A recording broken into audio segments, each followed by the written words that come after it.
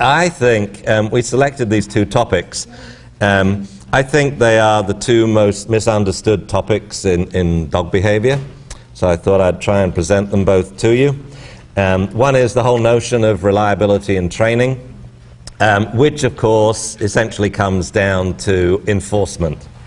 Once we've taken all the time and trouble to teach dogs what we would like them to do and to motivate them so they want to do what we want them to do, how do we now explain to them there are few occasions, and they are few, when you have to do what we want you to do?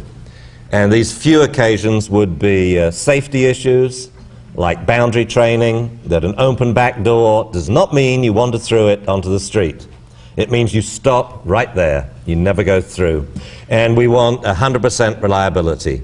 So when you're competing, essentially, all you want to be able to tell your dog is, look, dog, I would buy a sheep and raise it and barbecue it for you if just for 5 minutes, that's all, you would listen to me and do what I say. Agreed? It's just 5 minutes long where you want extreme obedience. So this has always been a huge interest in mine, how we get very, very reliable off-leash obedience. Been talking about this for years and years and years and years. And then on that foundation, we build fancy performance. Once the dog knows the word sit, the word down, hustle, whatever, and you test that, by the way. How do we test it? Yeah, first in class, because you'll find out, let's say the dog doesn't sit when you walk by a used car lot and there's a dog there going woo, woo, woo, woo, and your dog doesn't sit. We will actually discover that in the classroom. What we do is we line up 10 little traffic cones about 2 yards apart, and let's say we're testing verbal comprehension. The owner starts here, takes 2 steps to the first cone, and then goes Rover sit, down, sit, stand, down, stand. Good boy. And they walk on. They do it again. They do it 20 times. I'm counting up, I like to video this for owners, but I count up how many times did they say sit. So it may have gone like this. Rover sit, sit, sit. What's the deduction for that? Well, they said sit 4 times, so I take off 3 points, but they did that with their head. Did you notice? That's minus 2 points. Okay? So we do this 20 times. If they miss 1, their dog is at 95%. That's my criterion. So they can miss 1 of any of those position changes. So we test they know it. And you can do this in your living room. It's so simple. And we use these tester sequences, sit down, sit, stand down, stand. There's your 6 position changes if you start with the dog in the standing position. Okay? Once we got the dog running at 80, 90%, now we motivate him to want to do it. We want the dog to sit straight when we're heeling. We're just going to use a differential reinforcement technique. Very simple. Okay? So what I'm going to do is you find a line, a straight line in the floor, like here, and you walk it with your dog, 2 steps, you stand still, the dog sits.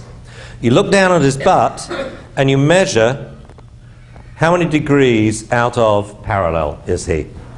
All right? You do 10 of those. So for shelties, it would be something like 15, 30, 22, 17, 5, 0, 11, so on.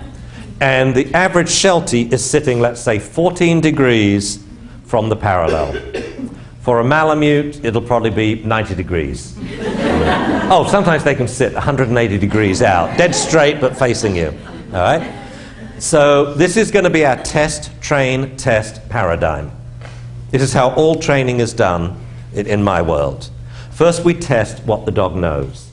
Oh, the question is, are there any recommendations or generalizations about multi-dog households, and what might be a better fit versus a poorer fit, perhaps? two puppies from the same litter, or even just the same age, is usually very, very difficult for the average owner. The puppies end up spending so much time together. They think, oh, look, they entertain each other so well. They really become more dog-oriented, not unlike we were talking about yesterday with dogs in the shelter. They spend so much time playing.